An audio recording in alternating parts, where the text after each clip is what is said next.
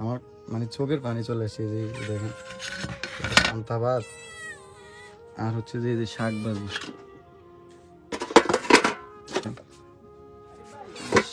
শাক সিদ্ধ করে এই দিন চালাইতেছে।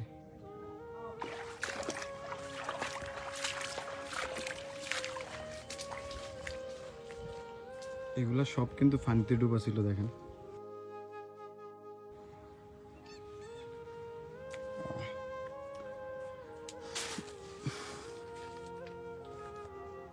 খালা কি অবস্থা, কেমন আছেন?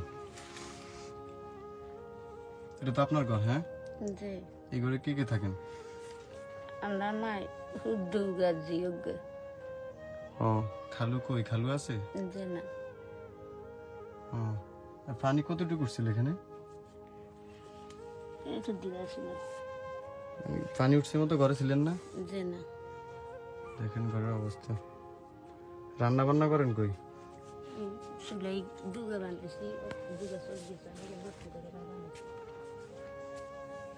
এখানে কেন? এটা হচ্ছে ওনার ঘর।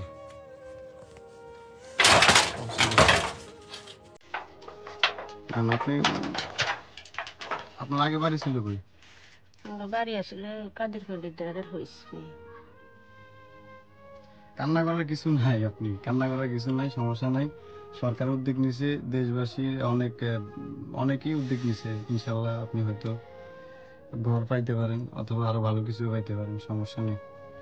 কান্না করার কিছু নেই। যে কান্নার জন্য উনি কিছু বলতেই পারতেছে না, আমার নিজেরও কান্না চলে আসছে। আসলে দেখেন মানে একটা সময় ওনার অবস্থানটা অনেক ভালোই ছিল।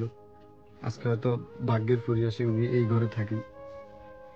ওনার দুইটা ছেলে একটা মেয়েকে নিয়ে। মেয়েটার বয়স 11 বছর। তো এই আজকে কয়েকদিন দেখেন ভাই, আমার মানে চোখের পানি চলে এসেছে। যে দেখেন পান্তা ভাত আর হচ্ছে যে শাক ভাজি,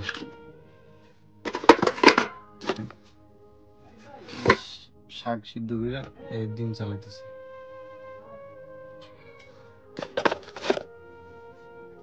এই আমার ঘর এটা দেখেন, পানিতে একটা। আপনি কান্না করিয়েন না, সমস্যা নাই। আমরা সর্বোচ্চ চেষ্টা করুন, দেখি আপনার জন্য কি করা যায়। কান্না করার কিছু নাই খালা।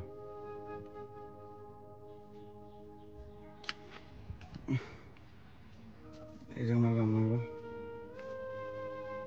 পানিতে সব নষ্ট হয়ে গেছে, একটাই মাত্র আছে।